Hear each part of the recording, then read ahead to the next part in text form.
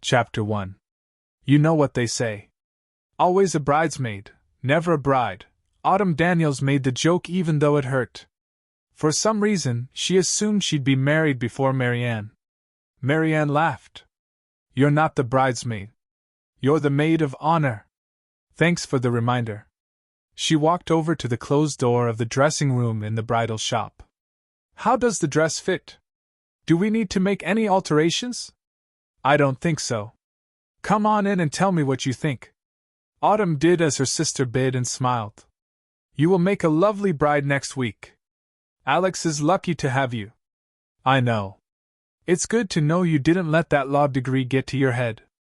Ha ha. Marianne turned to face her. Your time will come. She rolled her eyes. Why is it that only women who are engaged or already married say that? You know what your problem is? That there are no good men left? Marianne reached up and brushed the strawberry blonde hair out of Autumn's eyes. Your problem is that you never let men see you. Really see you. She took out a barrette from her hair and slipped it into Autumn's. Motioning to the mirror, she added, It doesn't take much to attract attention. You have a gift for making things look better than they are. She shrugged. Maybe. Maybe not. The problem could be that you don't know your worth. Men pick up on that, you know. Autumn decided it was pointless to go through this discussion again. How could her little sister understand? She wasn't even 30 yet. Resisting the urge to settle into her alto familiar depression, she gave her sister a quick hug. I'd better find out if the saleswoman ever found your veil or not. Marianne nodded and turned back to the mirror. When Autumn left the dressing room area, she noticed that the saleswoman was at the counter, staring at her monitor. Hiding her agitation that the employee slacked off at work, Autumn approached her and tapped the veil in her hands. Is this for my sister? The woman jerked. Oh. You scared me. I thought you were one of them. She frowned. One of them? She waved for Autumn to join her. Take a look for yourself. This is a live feed off the news. Curiosity got the best of Autumn, so she obeyed. When her gaze lowered to the computer screen, she slowed her steps. Is this a movie trailer? No. I don't think so. Once Autumn could read the words on the screen, she verified that the source wasn't a spoof.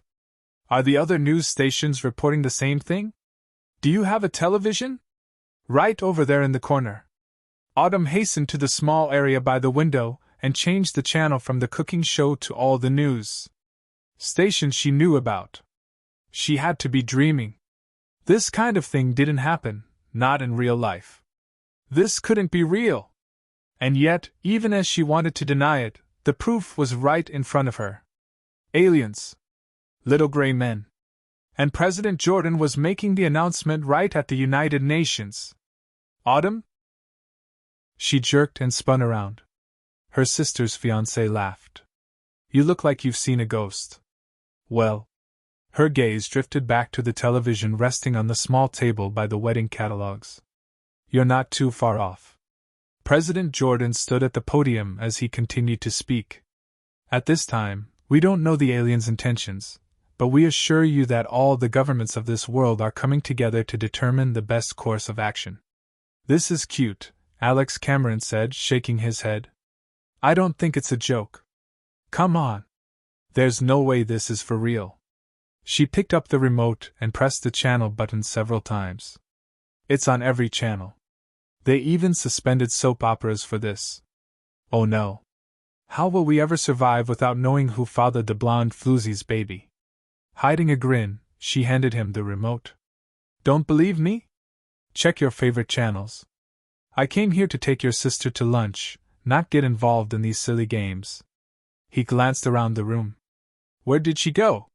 She's in the changing room trying on her wedding dress. He stepped toward the dressing rooms, so she grabbed his arm to stop him. You can't go in there. Why not? We're practically married anyway. She crossed her arms. You know that it's bad luck for you to see the bride in her dress before the wedding. He groaned but obeyed her. Tell her I'm starving. There are aliens passing the moon as we speak, and all you can think about is your stomach? He leaned forward and whispered, "We're being taped for one of those hidden camera shows." "Really, Autumn, I'm surprised you're falling for it." Deciding to ignore him, she went to the saleswoman who was reading a news article on the monitor. She cleared her throat and waited for the young woman to acknowledge her. "Isn't this awesome? My aunt said she saw a UFO, but I didn't believe her." "Wow. If she was still alive, she'd flip." She tapped the screen. "Read this part. There's alien aircraft on the moon. The aliens have been watching us for a long time." Despite the chill crawling up her spine, Autumn smiled and motioned to the veil on the counter. "Is that for my sister?" "What?" "Oh, right." She picked up the veil and gave it to her. "Hey, your sister should get married at that place in New Mexico. You know. Roswell. I mean, in light of this, it'd fit, don't you think?" Autumn scanned the room. There were several places where a small video camera could fit. Maybe Alex was right. Maybe this was a joke. Taking a deep breath, she turned on her heels and inched toward the dressing rooms. One glance out the window didn't do anything to settle her nerves. Several people had pulled over in their cars as cops raced by in their cruisers toward an accident in the middle of an intersection.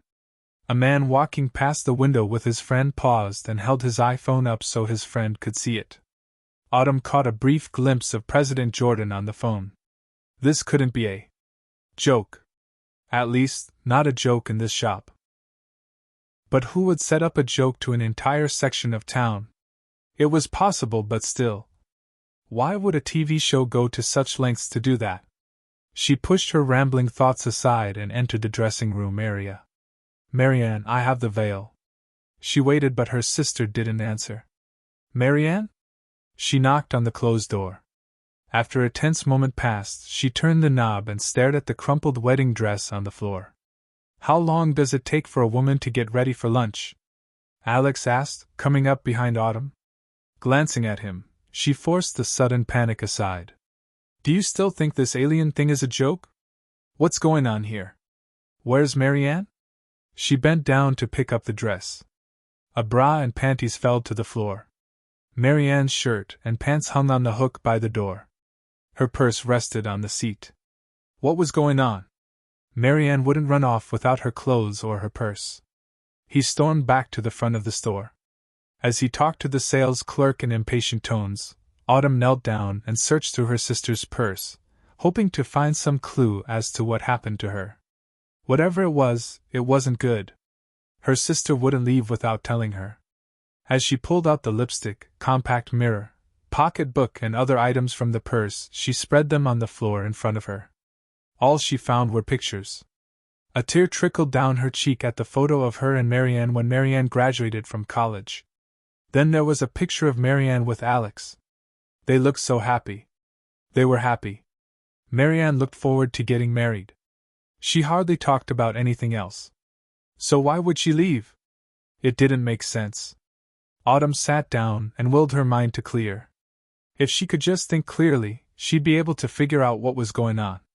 She closed her eyes and took a few deep breaths, counting backwards from 10 and exhaled when she reached 1. Calm down, Autumn. Focus. There's got to be a rational explanation for all of this. She's not here, Alex said. Autumn opened her eyes. Alex approached the doorway and turned to the astonished clerk. Do you see her in there? She could have left out the back, the clerk replied in a shaky voice. It's happened a couple of times. Some brides get cold feet. Autumn wiped her wet cheeks with her shirt sleeve. She hadn't realized she'd been crying. Sniffing back the observation, she shook her head. Marianne and I were close. She would have told me if there was a problem. Settling her hand on the floor, she got ready to stand up when something hard pricked her palm. Ouch. What is it? Alex asked. She quickly pulled her hand up and turned to the source of the pain. It was Marianne's cross necklace. Well, there. That solved it. She held it up for them to see. This was a gift from our parents before they died in the plane crash. She wouldn't have left this behind if she ran off. She blinked back more tears. Gone. Her sister was gone. Just like that. She put the necklace and other items back into her sister's purse and stood up. I don't know what's going on, but someone must have kidnapped her. I'll call the police. The woman ran out of the room. Did she have any crazy ex-boyfriends who didn't want her to get married? Alex wondered as he collected the clothes. No. She thought over everyone her sister had dated. I don't think so. She swallowed the lump in her throat and ran her fingers through her hair. She felt the barrette her sister had put in her hair less than 5 minutes ago. 5 minutes. It had just been 5 minutes. How did someone disappear in such a short time? I wonder if there's a surveillance tape in this place, Alex said. Maybe we can see if someone entered this store and kidnapped her. But she'd still have on her underwear. At the very least. As it was, wherever Marianne went, she was naked. And that was nothing at all like her sister. Still, she followed him to the front where the clerk hung up the phone. I can't get through, the young woman said. The phone is busy. Alex grumbled but dug his cell phone from his pocket and pressed the buttons. He frowned. I'm getting the same thing. Autumn, will you try yours? Even though she figured it would be pointless, she obeyed. Same thing. She hung up the phone. Do you have a surveillance tape? Alex asked. Of course. Can I watch it to see what happened to my fiancé? Let me pull up the system. She fiddled with some keys on the computer. He went around the counter so he could watch what she was doing. I don't have anything in the dressing room, but the rest of the store is covered, she said. That's all we need, he replied. It wouldn't do any good. Autumn already knew that they wouldn't get any answers from the tape.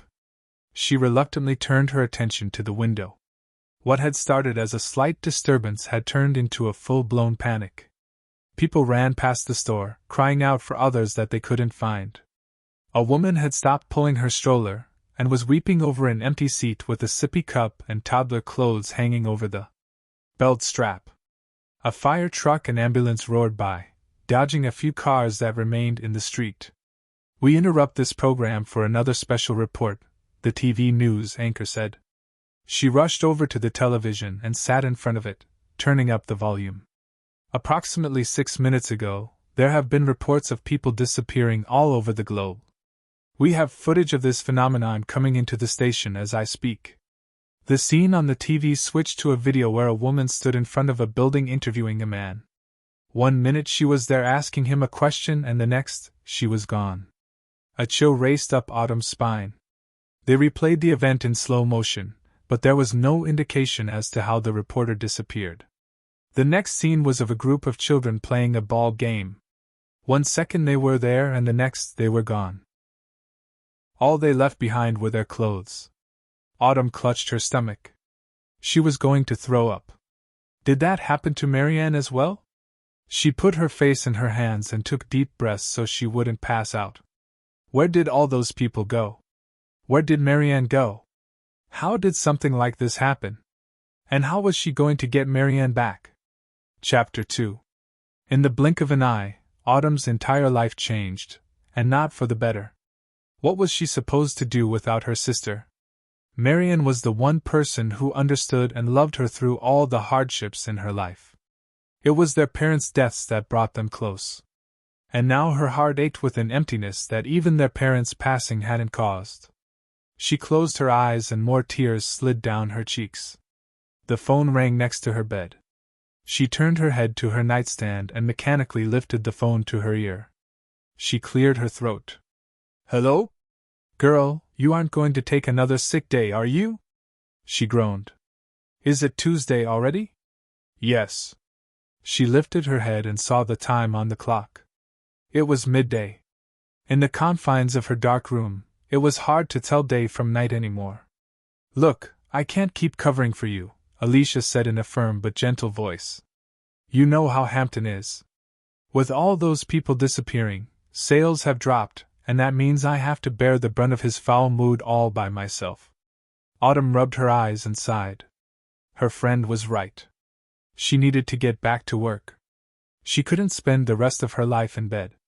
Easing into a sitting position, she winced and grabbed the bottle of painkillers and plopped 2 pills into her mouth before she washed them down with the bottled water. So, are you coming in today or not? Alicia asked. Give me 20 minutes. 20 minutes? I have to shower. Are you kidding me? It's noon. You mean to tell me that you're still in bed? Pretty much. She glanced at the calendar on the wall. 2 weeks. It had been 2 weeks since her sister and millions of other people vanished. Every time she went to sleep, she hoped she'd wake up and find out it had all been a nightmare.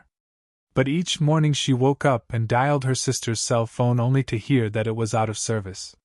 She'd given up on going to Marianne's apartment, and after talking to Alex, she learned he hadn't had any luck finding her either. She didn't get it. What happened to Marianne and the others who went with her? You're lucky, Alicia. No one in your family disappeared. I know. Autumn caught the sympathy in her voice and appreciated it. I guess life goes on, right? I'll see you soon. After she hung up, she stood, feeling as if she were 70 instead of 34. Trudging to the bathroom, she flipped the switch on and ignored her appearance. She didn't need a mirror to know her eyes were puffy and her face was splotchy. She looked like crap and felt worse. She spent 5 minutes standing still in the shower as the hot water pounded against her back. Everything seemed so mechanical. She was going through the motions, simply existing. Each breath reminded her that she was still alive and had to face another day without her best friend.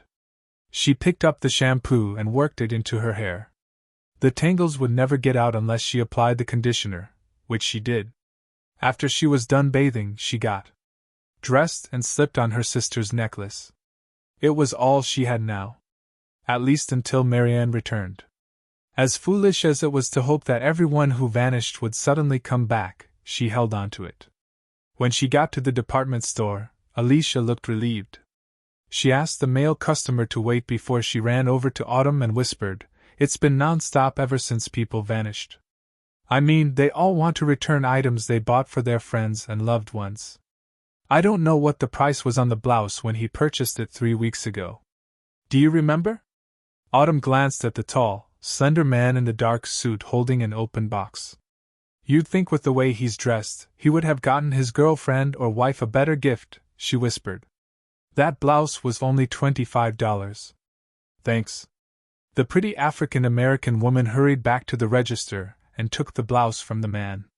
As Autumn made her way to the employee lounge, the man glanced her way. A shiver ran up her spine. She blinked and quickly looked away. There was something seriously wrong with him. On the outside, he was as gorgeous as a man could get, tall, dark, and handsome. But inside, she didn't even want to think about it. She'd probably never see him again, so it didn't matter. Once she put her purse in her locker, she grabbed a quick drink of coffee before clocking in. By the time she returned to the register, the man was long gone. She breathed a sigh of relief. "Is there anything new I should know about?" Alicia stopped flipping through a catalog and grinned. "There is a hot guy working in the electronics department." She rolled her eyes. "I meant work-related." "He is work-related. You need a date." "Don't I know it? It's not my fault that men don't know a good thing when they see it." She shrugged. "Their loss, right?" "I'd like to think so." Alicia sighed. "We do have new jeans. They're the relaxed fit, and they even come in petite. It might be perfect for you. I'll check them out. It's been 2 years since I bought a new pair. Oops. There's Hampton rounding the corner. I better look busy." Alicia shut the catalog and hurried off to a customer. Mr. Hampton made his way up to her. "Nice of you to come to work, Miss Daniels." "I took a vacation." "Without telling anyone in advance?" "My sister disappeared that day." Why did she even have to explain this? "I didn't have advance notice. Life goes on.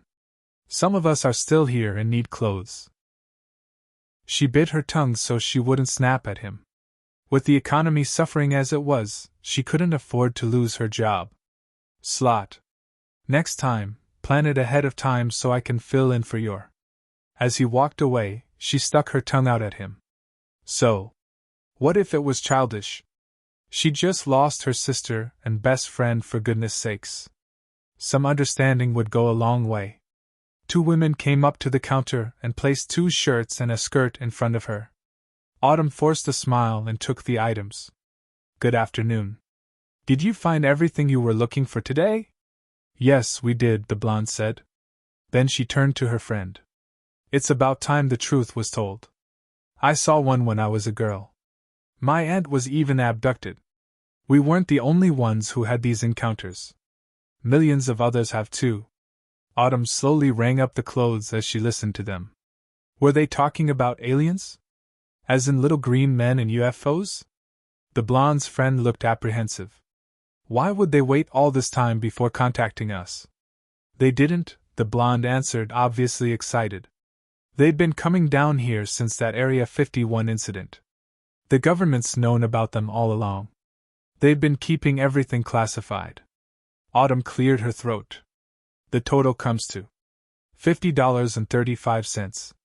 The blonde handed her a credit card. Do you think Area 51 was a hoax? Surprised that she was talking to her, Autumn thought over the question. I don't know. How can you not know either way? Her friend asked. You either thought it was real or you didn't. She tore off the receipt and handed it and a pen to the blonde.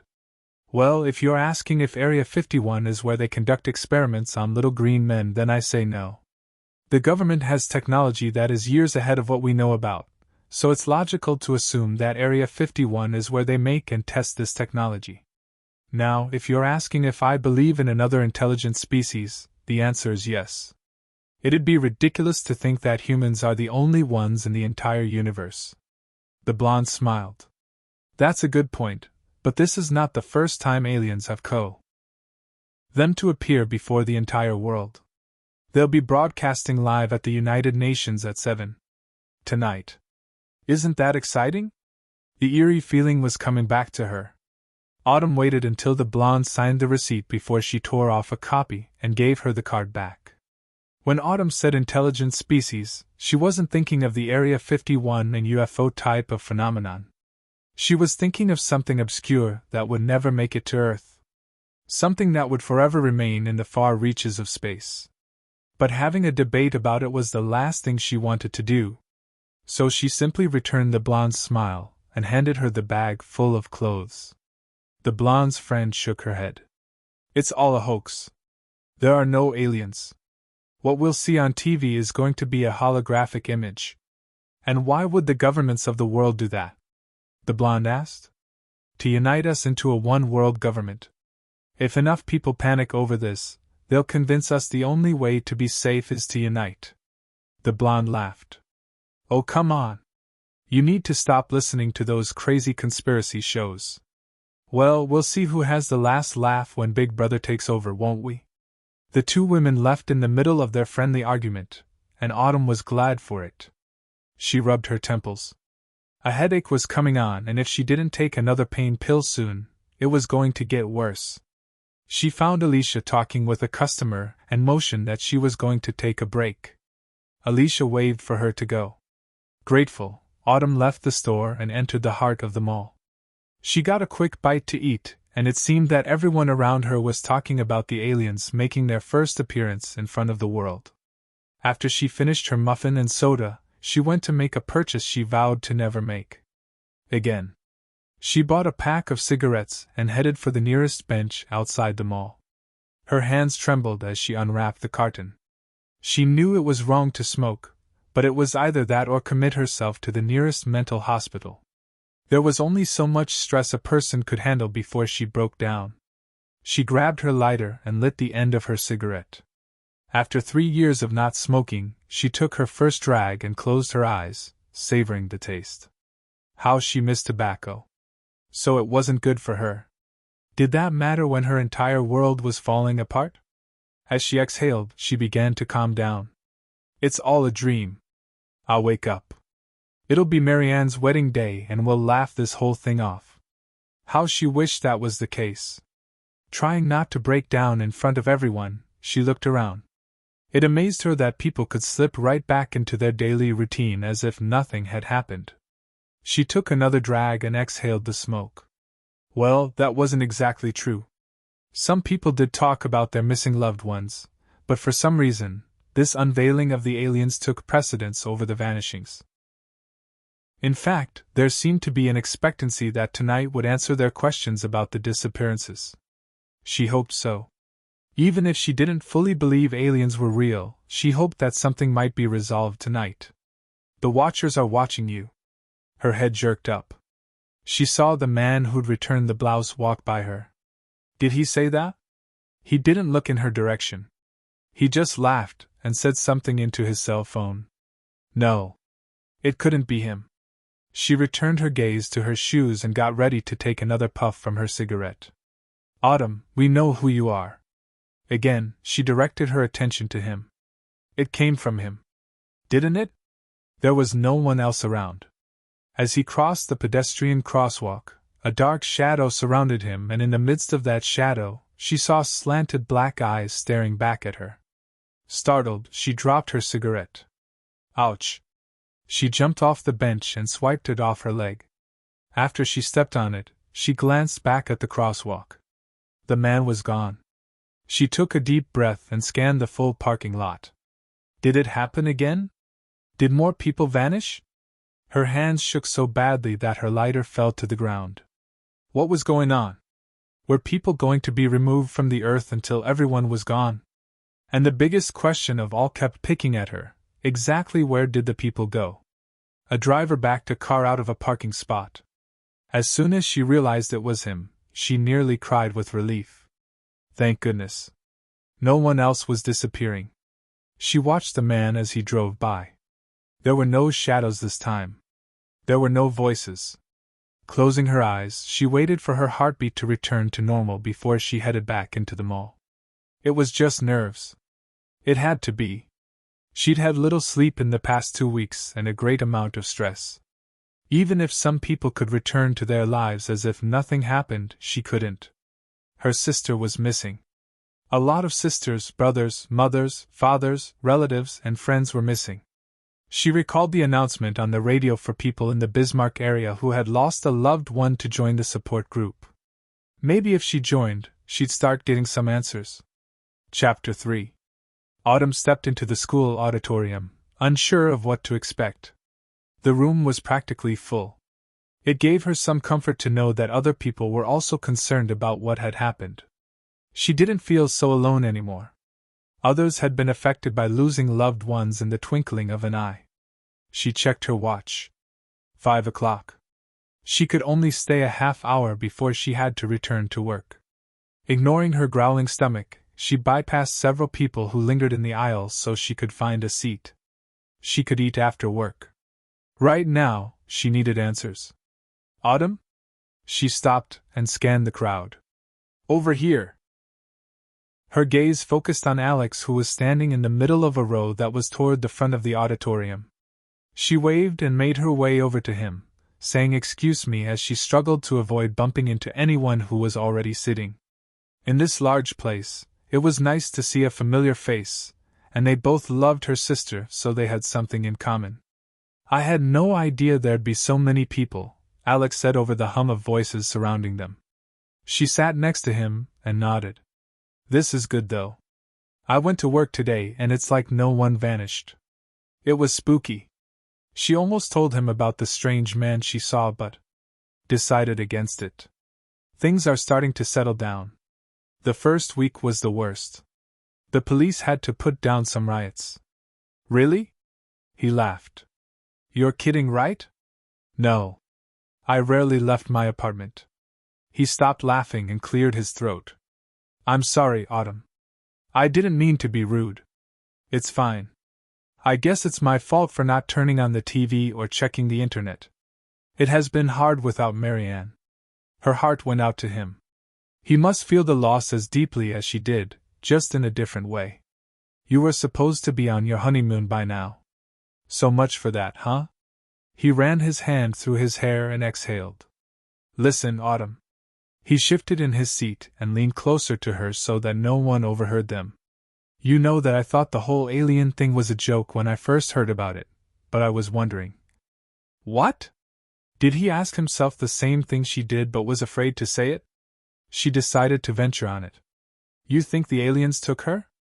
He rubbed his eyes and shook his head, chuckling. It's crazy. But the timing is too much of a coincidence, don't you think? I mean, 1 minute the president is making the announcement to the world that these beings exist, and not even 5 minutes later millions of people vanish.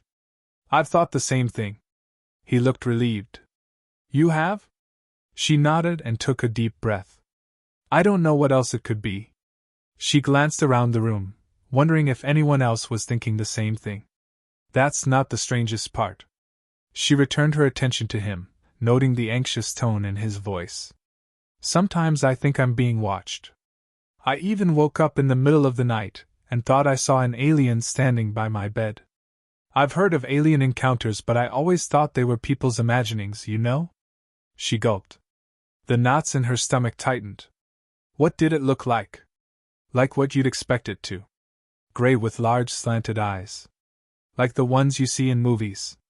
If he saw the same thing, then she couldn't have imagined it. It had to be real. And that meant that there was something wrong with that man, and that she heard someone, or something, talk to her. I had a similar experience. You did? One was by your bed. No. It was hovering near someone. I don't know who he was either. So maybe they're already down here. She tucked her hair behind her ear. They may have been here already. It's just that for some reason they're going public with it. But why? Why wait until now? Maybe that's what tonight's broadcast will be about. She shivered despite the warm temperature in the room. She was glad she was going to be at work when it was due to air. Then she could at least watch it with Alicia. But then she'd have to go home to an empty apartment, and suddenly, that seemed like a very scary prospect. The people grew silent as the speaker headed up to the podium at the center of the stage, so she leaned back in her seat and tried not to give further thought to her fears. 2 minutes after 7, Alicia got the live video on the internet. Autumn scanned the area. No customers were in sight, and Hampton was walk nowhere. She picked up her part of the earpiece while Alicia took the other one. If Hampton didn't hear the broadcast, then they just might make this work, though why he refused to let them go to the employee lounge to watch it, she didn't know. Well, maybe she did. He was a control freak. You ready for this? Alicia asked. No. But curiosity was getting the best of her. Even though people had been talking about the gray aliens with the black slanted eyes, and even though she saw a blur of it herself, she still expected something different. Different how? That is how they looked in the Area 51 video that was supposedly leaked out over the internet a few years back. But that was supposed to be made up. This was real. And this alien stood next to President Jordan at the front of the room. Autumn willed her impending headache away. President Jordan finished his speech about how this was a new day in the course of human history. Autumn only half listened since it was the same type of spiel she'd expect. After all, the movies involving aliens had some message similar to this, except for the couple she'd seen where the aliens just came to destroy people from the very beginning. The alien wore a black robe, so people could only see its gray face and long gray fingers. Its black eyes dwarfed its nose and mouth. When it spoke, its voice was clear and low. We have visited you throughout your history. Autumn glanced at Alicia. Shouldn't it need someone to interpret what it's saying? I hear your questions regarding my language, the alien said in a calm tone. I am speaking in the universal language of all intelligent life forms, but you hear me speaking your language. Cute. A mind reader. Autumn should have known. As if losing her sister, hearing voices, and aliens coming to Earth wasn't enough. We have given you advancements to help you along in your evolution as a species, the alien continued. But we promised to return, and now we're here.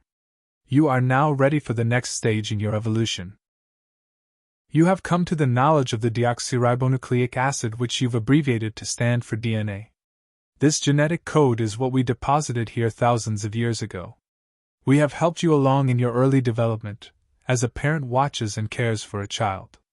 Some names you've given us over the course of your existence are Adam, Ra, Gaia, Zeus, and Quetzalcoatl. Those are a few. Most of you now refer to us as aliens. We've watched you and assisted you when needed, even when we didn't make our contributions known to the world. In return, you honored us with sacrifices and worship. We are your creators, or as you call us, your gods. Some of you believe us to be many. Some say we are one. Autumn grabbed her purse and dug out her bottle of pain. Killers. Girl, this is awesome, Alicia cheered. I always knew. We were planted here by aliens. Autumn plopped a pill into her mouth and unscrewed the cap of her bottled water. She didn't know what to think. Matters of aliens, or gods, didn't even concern her, at least not until recently. She quickly swallowed the water, wishing she could wake up to the sanity that once defined her life. The alien continued talking in a gentle tone that bordered on the effect of being hypnotizing. The question on most of your minds is why we have come now, at this point in time? As I said, we have come to complete the final stage of your evolution. You have only tapped into 3% of your DNA. There is 97% left to explore. This is not junk DNA, as some of you have claimed. This is the most important part of your gene sequence, and now that you are able to manipulate it, you are ready to become like us. You will become gods. This isn't real. It's all a dream, or some elaborate hoax. Those who have left did so of their own accord. They did not wish for what we offered. They asked to go to another planet to continue in a lesser capacity, so we obliged them. Autumn frowned. How is that possible when they vanished before you made this announcement? The alien looked directly at the camera. Autumn Daniels, we can communicate directly with everyone, and we know your thoughts. Alicia grabbed her arm and squealed. Oh my gosh! It just said my name. He assured me that I'll be one of the first to become like them. What? Autumn stared at her friend. Her name? It didn't say Alicia's name. It said Autumn. We communicate with each person on this planet when we need to, the alien said. This is part of what you will accomplish when you are able to fully utilize your brain. Your consciousness will expand. Despite her shaking hands, Autumn put the cap back on her water and set it on the counter. Don't be afraid, Autumn.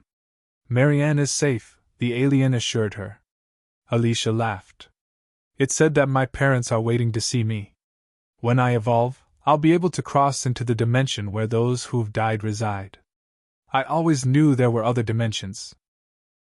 That is all for now, the alien said.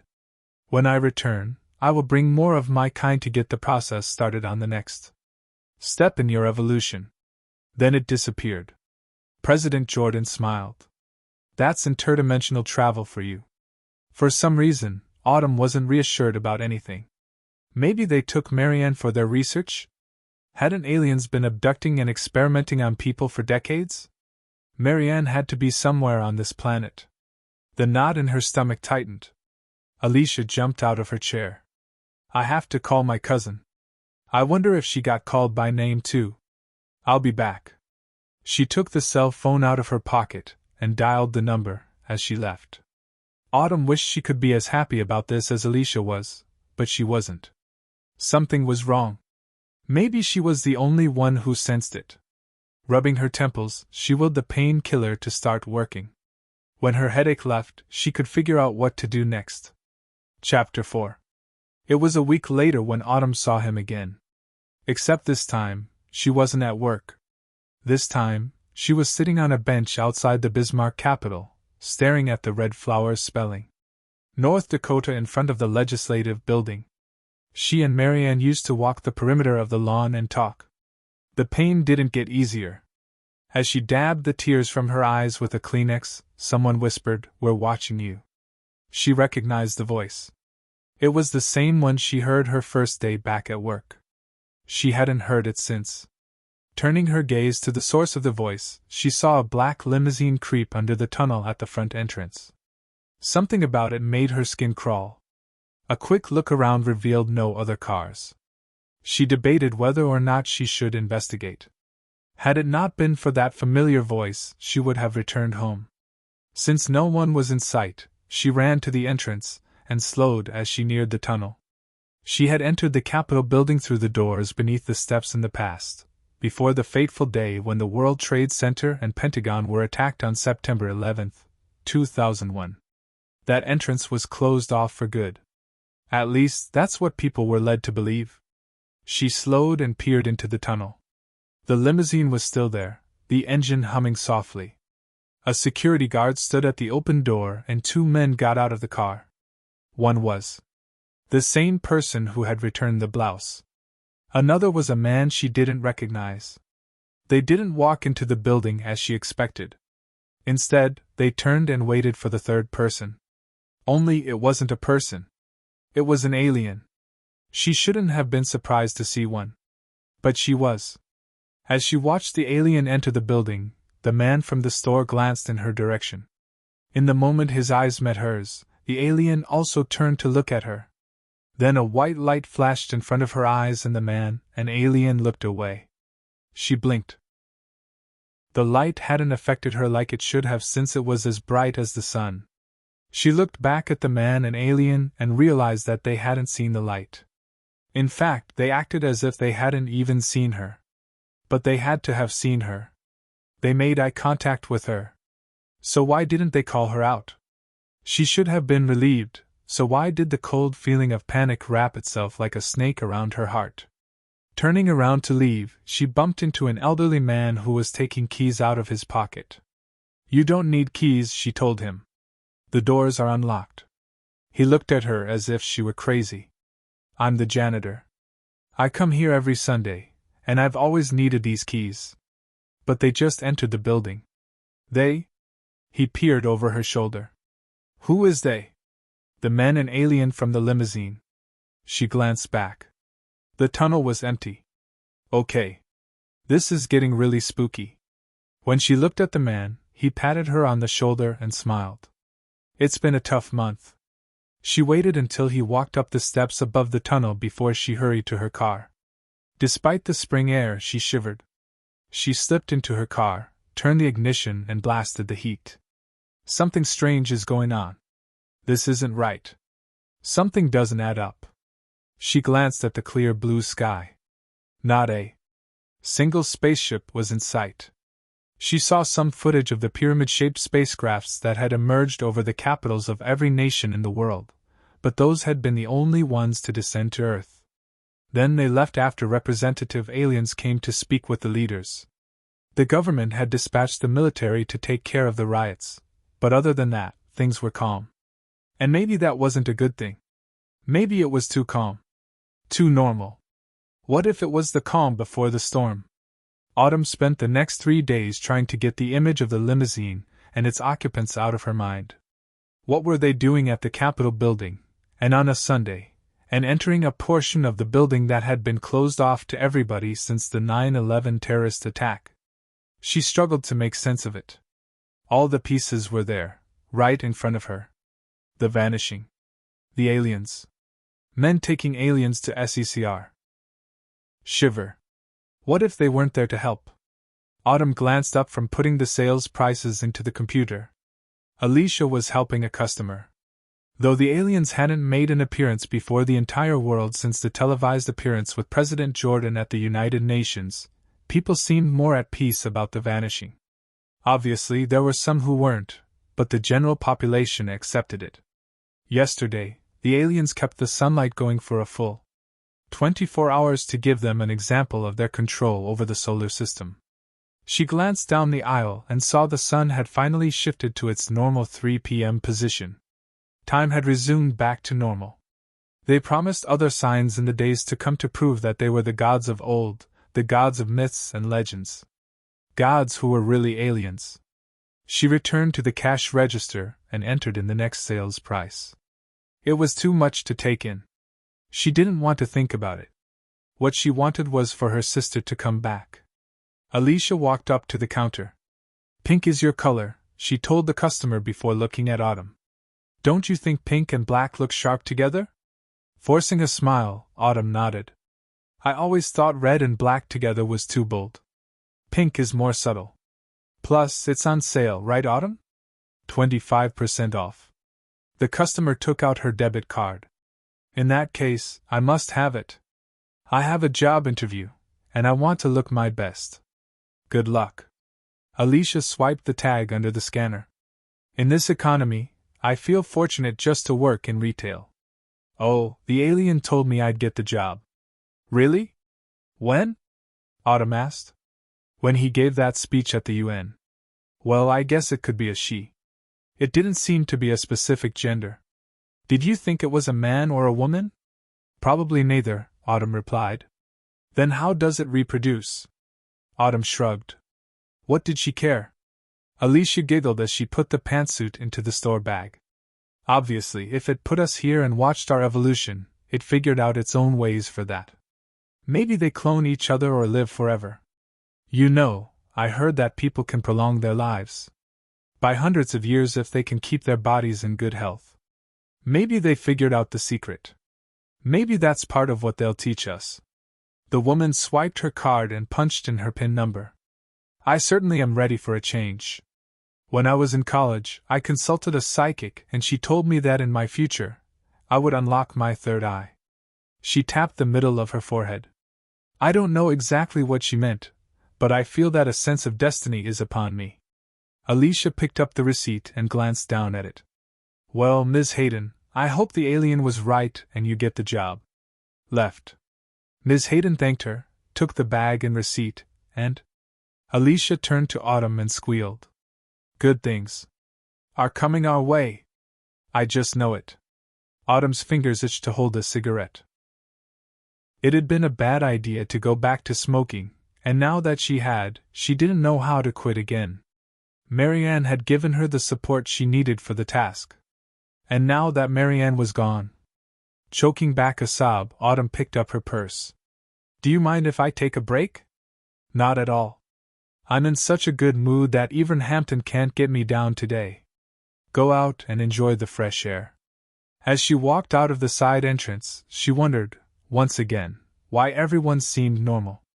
Instead of running around and panicking, people were content. She watched two women pass by. They talked of what to wear for their upcoming dates. Autumn shook her head and put a cigarette between her lips. Her hands trembled as she lifted the lighter to the end of her cigarette and lit it. Am I the only one who fears that something bad is going on? She had never felt more alone in her entire life. Inhaling the smoke, she willed the simple action to calm her nerves. Once she was done, she threw the cigarette butt out, sat on the bench, and placed her face in her hands. Are you going crazy too? Startled, she looked up. Oh, hi Alex. Did you come to shop? That was a stupid question. What else would he be doing there? No. I don't feel like shopping. Mind if I sit? He motioned to the spot next to her. She shook her head and scooted over. After he sat, she asked, How are you holding up? I'm not. He leaned forward, his elbows resting on his knees. I feel like I woke up in a nightmare and can't get out of it. I know the feeling. Marianne always said that I let stress get the best of me. Even as she laughed, tears came to her eyes. He sighed. I miss her too. Are we the only ones who know that something bad happened to her? To all of them? It sure seems like it. She wiped her eyes with her sleeve. What's wrong with everyone? Why aren't they searching for them? You don't believe they were taken to another planet? No. Do you? No. I don't believe the aliens are good guys. I don't know what they did with Marianne and the others, but I intend to find out. She lowered her voice so no one passing by would overhear. How are you going to do that? I'm going to Area 51. She stared at him for a moment. Look, I don't know if anything is there or not, but last night when I was trying to sleep, I kept hearing Area 51, and when I woke up, one of the aliens was standing over my bed. He gave a slight shiver. Alex, I don't think these things are making personal visits to people. Well, there's one that keeps visiting me. It scares you. Why shouldn't it? He snapped. He rubbed his eyes. I'm sorry. I haven't had a good night's sleep ever since the vanishing. The thing is always there, watching me. Last night was the first time it actually told me something. Maybe if I go, it'll leave me alone. Alex, that's awful. This made her brief encounter with the strange being seem tame. She considered her next words.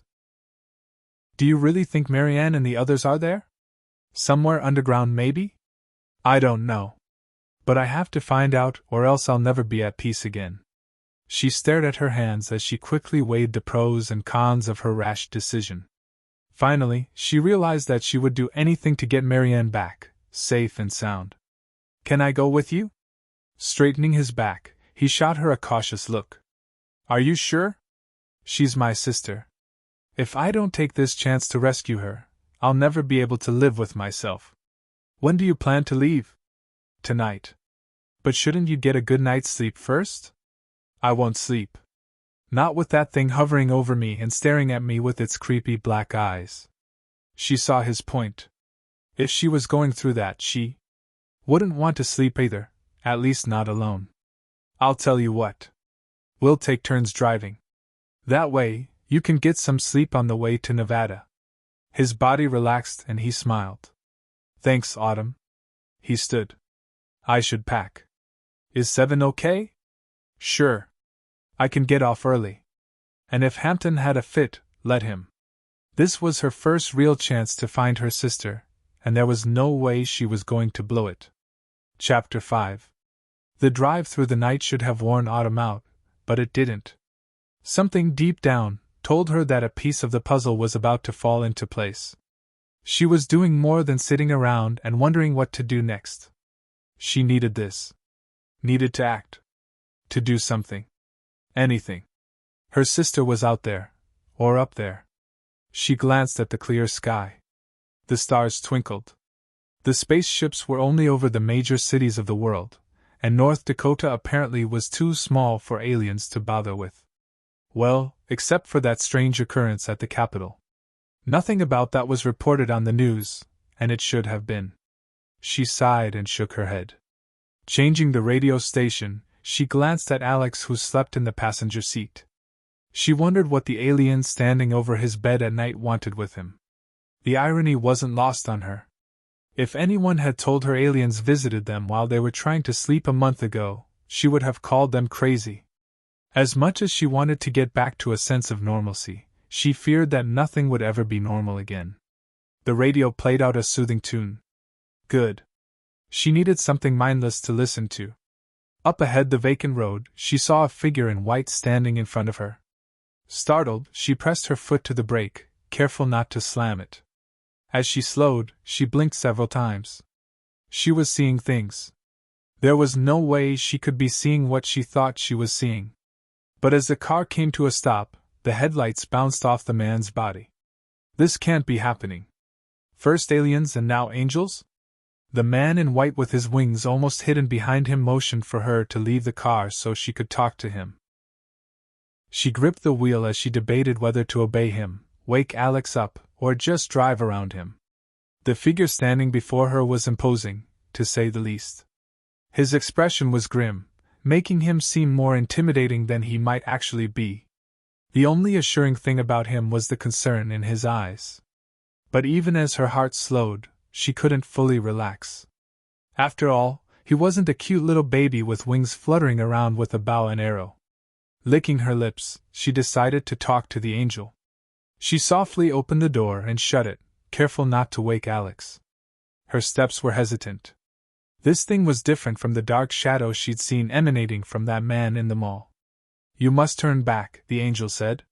She didn't know why, but she thought he'd sound more angelic. He sounded like an ordinary man. He even looked like an ordinary man, except for the long white robe and wings. Don't go to Area 51. Why? There are some things you cannot change, and this will not bring your sister back. Your answer does not lie in the direction you are going. Hope fluttered in her chest. Do you know where my sister is? Yes. She is safe. You have no need to worry for her. Worry for him. He motioned to Alex. She glanced over her shoulder and saw Alex stir in his seat. Why? He must not go to Nevada. She stuffed her hands into the pockets of her jacket and debated the logic of pressing an angel for more information. After all, did angels engage in a question and answer session with humans? Finally, she decided to press her luck. Why? They want him there. They? You mean the aliens? That is what they call themselves. That is what they call themselves. Did that mean they weren't really aliens? If they weren't really aliens, then who are they? Suddenly, he disappeared. Surprised, she stepped back. Autumn? She turned to Alex, who was opening the car door. What are you doing in the middle of the road? She moved her hand through the space where the angel had been standing. All she felt was a warmth that quickly dissipated in the cool air around them. So he had been there. She hadn't imagined it. Alex approached her. Are you okay? I don't know. She sighed and rubbed her eyes. I don't know anything anymore. Hey, don't worry about that one. He rubbed her back. Everything's out of balance. She brushed her hair away from her face and looked at him. Do we really have to go to Area 51? He put his arm down and frowned. What's going on? I thought you agreed that this was our only lead. I know. But... She crossed her arms, feeling vulnerable. I saw an angel here, and he said that we should turn back. There. She said it? An angel? Well, I think it was an angel. It looked a lot like one. You know, the wings and all. Anyway, he said that we should go back. But I was told to go. I realized that. He turned and took a few steps away from her before he returned to her. I'm going. I have to go. You can't. The angel said that you mustn't, even though they want you there. You mean the aliens? I'm not sure. The way he said, it sounded like they're not what we think they are. And he said that Marianne isn't there. Where is she? I asked him, but he wouldn't say. She was starting to get frustrated. Couldn't the angel stick around and answer Alex's questions? This way was getting to be complicated. I'd been going through a living nightmare, Autumn. I have to find Marianne and bring her back. I don't want to spend my life without her. I love her. She knew that. It was obvious in the way he used to look at Marianne, and she respected him for that. When I do manage to sleep, I get images of Marianne. She's comatose with all the others who disappeared, and I keep seeing the number 51. Doesn't it make sense that whatever is happening, Area 51 is the key? Alex had a point, a good one. She couldn't deny that. I'll drive you home, but I have to keep going. I have to find out whether or not she is there. It could be that nothing is there. But I owe it to her to get her out if I can. The angel said you could get hurt. Alex shrugged. So what? She's worth the risk. I don't want to go through the rest of my life without her. But the angel said Marianne, wherever she was safe. Did she believe the angel? Did she believe the alien that told her Marianne was safe? Both things told her the same thing, but they stood on opposite ends of the spectrum. Didn't they? What if they weren't? What if they were in this mess together? She needed a cigarette. Hurrying back to the car, she dug the cigarette out of her purse. Her hands shook as she lit it. She hated this. For a moment when she spoke with the angel, she felt safe. She inhaled, struggling to grasp what was going on. Who could she trust? Maybe she couldn't trust anyone. What if they were all screwed? What are you doing? He asked, coming up to her. Trying not to run down the road screaming and pulling my hair out. I thought you quit. She took another drag. I started back up. He looked as if he wanted to say something but sighed. I can't blame you. After a moment of looking up at the sky, he said, I'll drive you back to Bismarck. No. I'll keep going with you. Are you sure? She nodded. I don't know who, or what, to trust anymore, except for Alicia and you.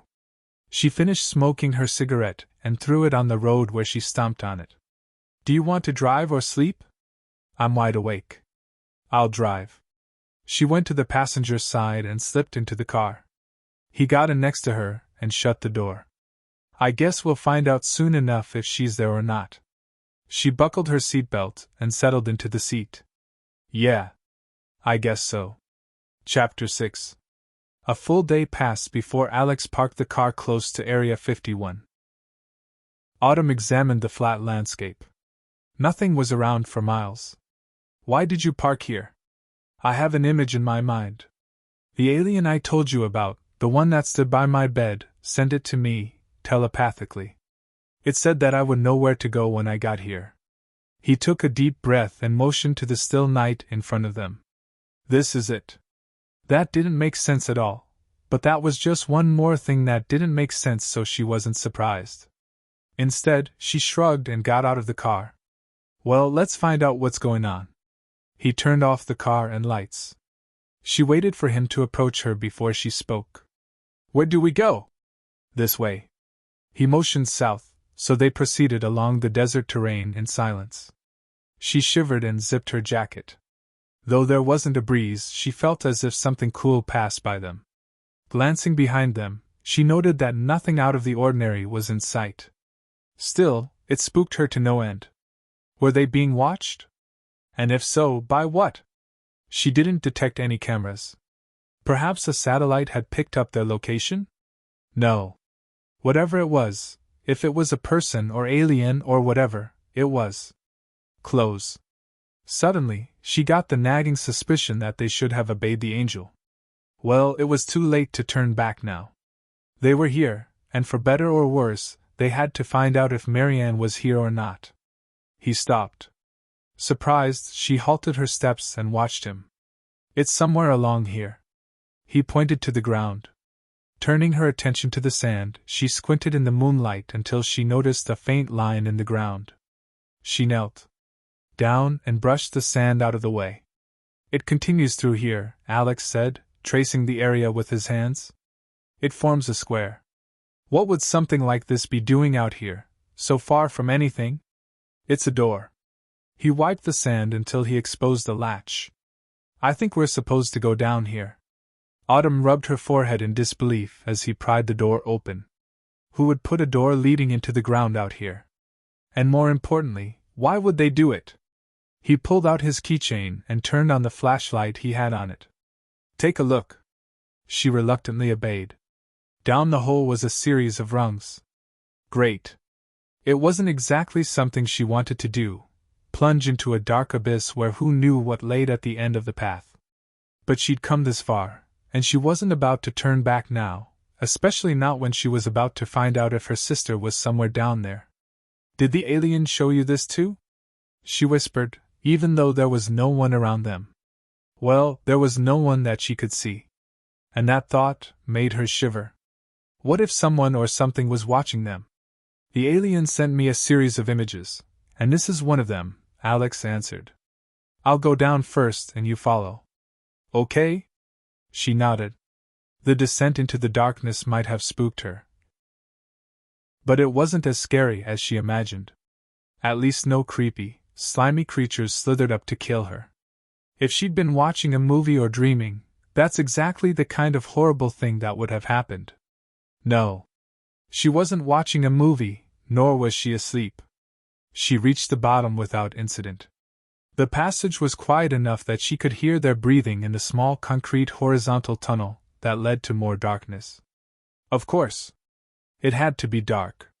She stayed close to Alex as they slowly made their way down the path. Even if Alex beamed his flashlight ahead, it was hard to make out where they were going. What other images did the alien show you? Even though she whispered the question, her voice echoed. A door down here. The combination to get in. And then a room full of people who looked like they were sleeping. Did you see Marianne? No. But the alien told me that I would find her there. She bit her lower lip. Could it be this simple? Would they find her sister at the end of this long corridor? All she could do was press forward and find out. She continued walking beside Alex, hoping for the best but fearing that the angel was right, that they shouldn't be here. They reached a steel door, and he directed his flashlight to the number pad. He pressed a series of numbers that resulted in the sound of something being unlocked. That something, naturally, was the door. He turned the knob and it opened. Peeking through it, he said, "It looks good." She followed him through it. It led to another dark tunnel, except this time, there was a light ahead. That meant they were getting closer to getting their questions answered. Or at least that was her hope. Something in the air stirred. Surprised because the tunnel was airtight, she glanced over her shoulder. "What's wrong?" Alex whispered.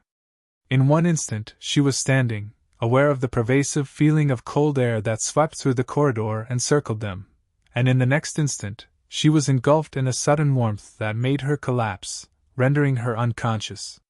The first thing she became aware of as she regained consciousness was closed her eyes for a moment, willing the headache aside. She groaned. Her entire body felt as if someone had taken it and bashed it against a wall. It hurt all over. She remained still, wondering what happened to her. 1 minute she was standing up with Alex, and the next, a mixture of cold and warm air surrounded her. After that, everything went dark. Something peculiar happened, something that made her journey into the land of nightmares all that more intense. Silence hovered over her, and for some reason that made it even more bizarre. When she could lift her head, she did. A quick glance around revealed that she was alone. Where was Alex? A feeling of dread welled up in her stomach. The angel had been right. They shouldn't have come here. For some reason, she knew they took Alex and left her there. What did they want with him? They had to be aliens. It was an alien that told him to come here. Maybe they meant to lure him into a trap? That was the only plausible explanation she could come up with, especially in light of the angel's warning. Finally, she managed to roll onto her back. She should be afraid here, alone in the dark, shouldn't she? But she wasn't. What she needed to fear was further ahead, where the light was. The question was simple: did she dare continue? She had to. She couldn't leave Alex here. Whatever the aliens wanted, she couldn't let them succeed. Besides, if Marianne was here, she had to find her. No. Marianne wasn't here. Suddenly, she just knew that wherever Marianne was, she was far away. So now she needed to focus on getting Alex and finding a way out. Grunting, she rolled onto her side and pulled herself up. The aches were fading in slow intervals, so with each step she took, she felt better. She pressed forward with timid steps, not sure of what she'd find, or what she'd do when she found it. The light grew brighter and bigger. She wondered how much time had elapsed since she collapsed. Pulling out her watch, she noticed that the hands were spinning. She sighed. So much for that. An image came into focus, and she realized she was approaching a large rectangular window. Actually, there were a series of them lining the corridor. Along each side of the wall was a row of windows and doors. When she reached the first window, she peered into the room. She frowned. There was a small blue light in the corner, but the rows of bassinets had to be for babies. How many were in there? She estimated about 50. The place looked like a nursery. An arm shot up from one of the bassinets. Startled, she jerked back. Hugging herself, she continued to the next window. Another nursery? What on earth were all these nurseries doing here? After about 6 nurseries on both sides, she looked into rooms where children were playing. The children didn't seem to notice her. She estimated that there were 20 of them per room, and unlike other children, these all played alone. One actually levitated a pen and wrote something on the paper. Another child picked up a bowling ball with little effort.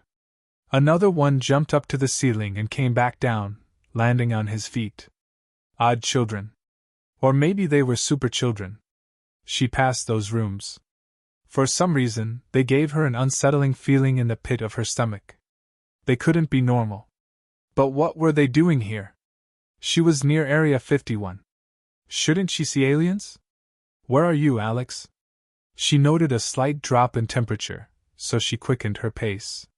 Something was with her, in the hallway. She glanced over her shoulder but didn't see anything. Just because she couldn't see it, it didn't mean there wasn't something there.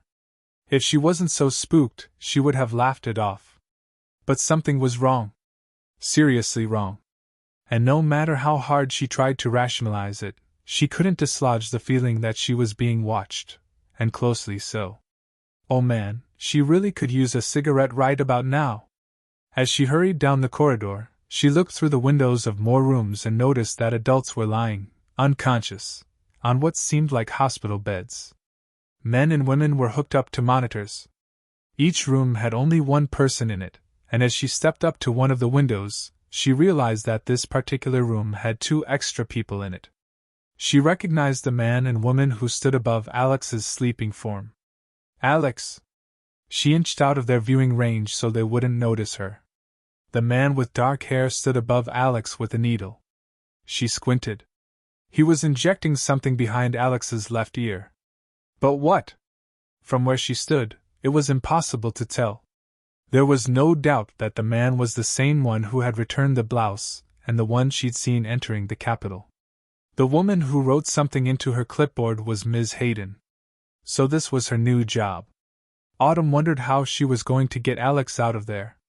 The man and Ms. Hayden looked in her direction, so she quickly stepped back. She took a deep breath and tried to figure out what to do. Should she just stay there? Should she try to hide? She saw the doorknob to Alex's room turn. Oh great! This is just what I need. She rushed to the nearest door and realized it was locked. Things were quickly going from bad to worse. The door opened and the man and woman left the room. Autumn had nothing to hide behind. She was exposed in plain sight. Feeling like a moron, she pressed her back against the wall and tried to blend into the background. As if that was possible. The wall was light blue and she wore dark clothing. I'm still kind of nervous, Ms. Hayden told the man. I've never done anything this important before. The man closed the door and locked it. He glanced over his shoulder and Autumn held her breath, which was stupid. Really, just because he couldn't hear her, it didn't mean he wouldn't see her. Suddenly the angel appeared in front of her, his wings extended enough to hide her. She would have yelped out in shock had it not been for the warmth that surrounded her, calming her down in less than a second. Since he was facing them, she could only see his back, and the majestic wings that sheltered her. Devon? Ms. Hayden asked. Autumn couldn't see them, and even if she wanted to, the angel wouldn't let her. The man, Devon, didn't reply for a moment. Finally, he said, I thought I saw someone. Where? Over there. I don't see anything. Must have been my imagination. She giggled. Well, this place is eerie. He chuckled. You get used to it. Their footsteps echoed off the floor. Do you? You're the one seeing things, not me. And you've been doing this for a good 10 years now. Once Autumn heard them enter another room, the angel turned to face her. I warned you, the angel whispered. Her face grew warm with embarrassment. What could she say? He had warned her, and she came here anyway. I'm sorry. Don't be sorry for yourself. Be sorry for your friend. What is that supposed to mean? Before she could ask it, he motioned to Alex's room. You need to get him out of here before any more damage occurs. More damage? She debated on whether or not to ask but finally decided she didn't want to know. At least not right now. Not when her nerves had returned to high alert. Since she disobeyed the angel before, and look where that got her and Alex, she realized she couldn't afford to disobey him now. She rushed over to Alex's room and tested the doorknob. It's locked, she whispered. He waved his hand over the knob which clicked. He didn't need to tell her to try again. She opened the door and shivered. The temperature had to be in the low 60s. Be quick. Startled, she jumped. Right. There was no time to stand around and wonder what was going on here. For most of her life, she'd heard fairy tales of Area 51 and the unusual stuff going on there. But this was no fairy tale, and the more she learned, the less she wanted to know. She took a deep breath to calm her shaky hands and detach the wires from Alex's body. She shouldn't have been surprised when the monitors continued displaying activity as if he was still hooked up. That must have been the angel's doing. If I get out of here alive, the first thing I'm going to do is smoke a cigarette. She no longer cared if it was good for her or not. She needed something to settle her down. Alex's eyes opened, and she shrieked. Quickly pressing her hands to her mouth, she stood still. Had Devon and Ms. Hayden heard her? Where am I? Alex asked, lifting the sheet. And what am I doing in a hospital gown? Sure. She quickly searched the room for his clothes and found them neatly folded in the small closet. She stopped as she picked them up from the shelf. Pulling out one of the folders stacked on a higher shelf, she opened it and nearly gasped. Copies of his medical records? What was going on here? You don't have time for this, the angel warned. She glanced at Alex. He stood up and walked over to her. Clothes. Do you see him? She whispered as she handed him his. See who? He asked. She glanced at the angel who motioned for them to hurry. No. Alex couldn't see or hear the angel either. For some reason, she was the only one. But why? Forget it. Put these on. I'll turn my back.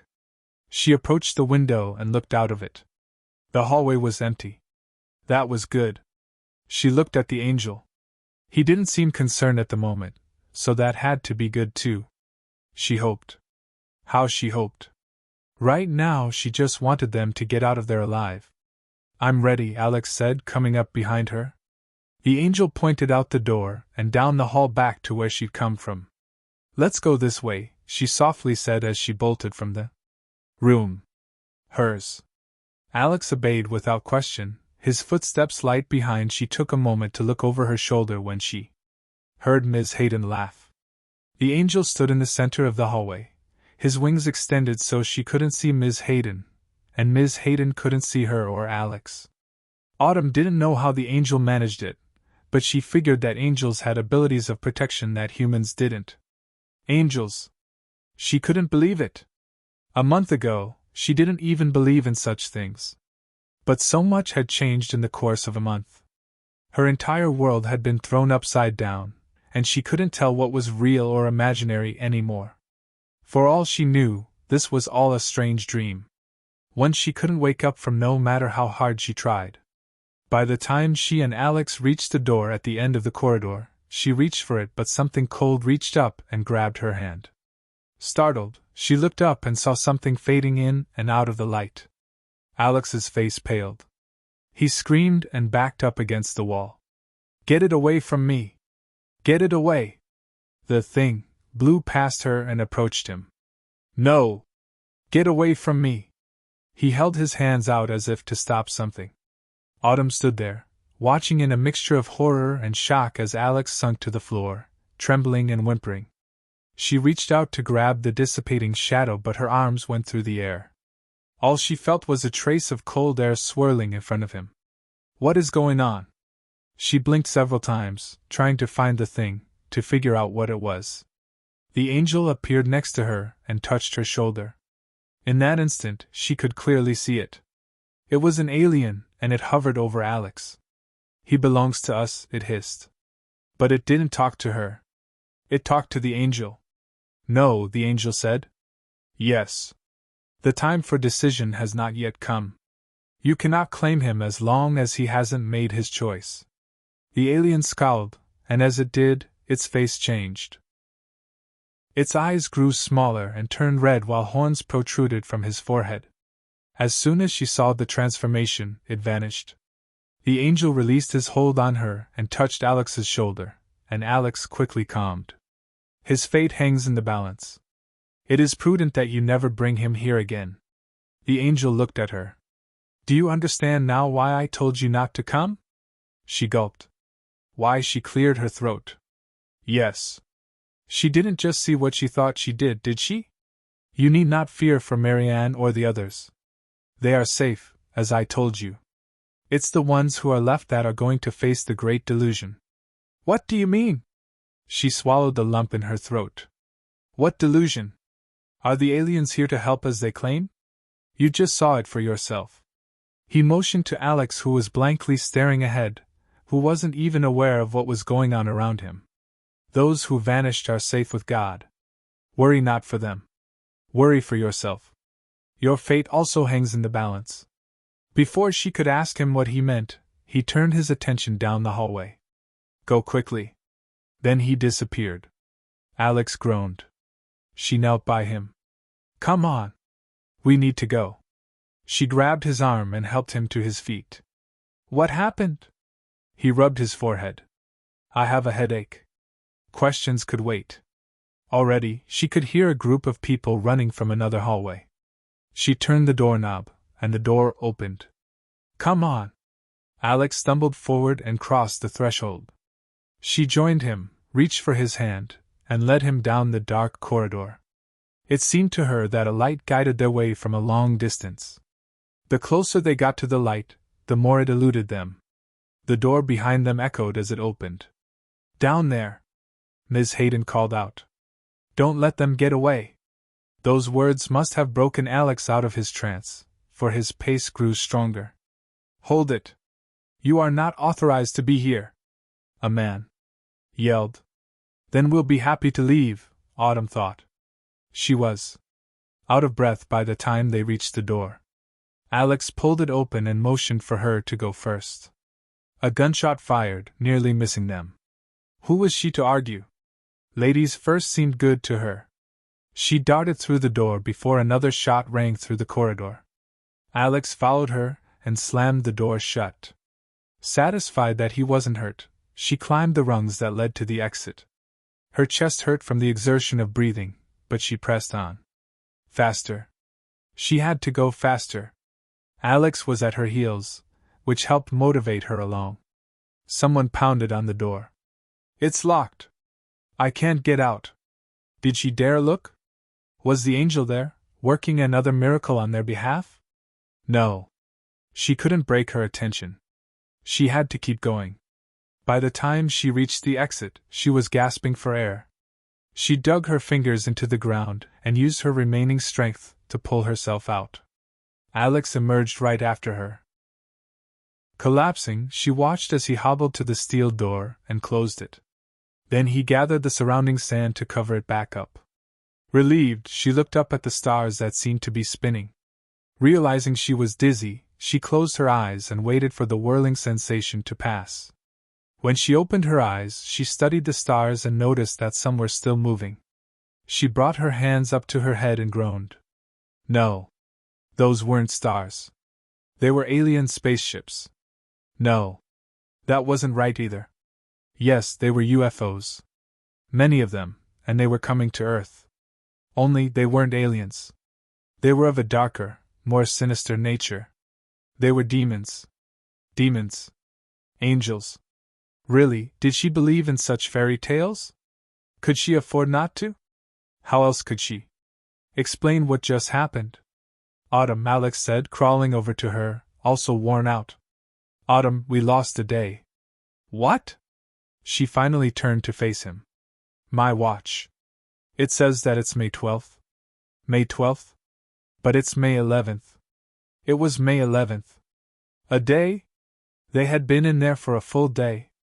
But it didn't feel like that much time elapsed." Looking contrite, he got up and helped her to her feet. "I'm sorry. You were right. We shouldn't have come here." She scanned their surroundings.